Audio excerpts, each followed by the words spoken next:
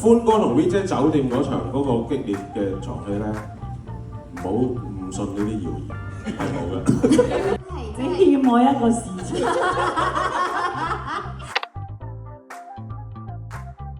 我好希望可以超越毒舌大狀，即係呢個即係起碼自己感覺到有進步嘅毒舌。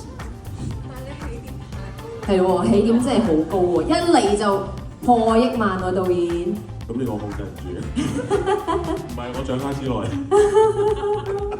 個起點就低啲，因為我好似最高票房都係《瘦身男女》，好似4000幾萬，咁所以我起點低啲。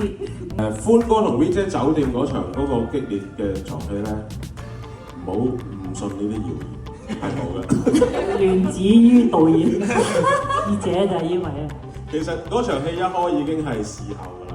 哦，事前下次拍翻，係，或者係你欠我一個事情。哇，期待啊！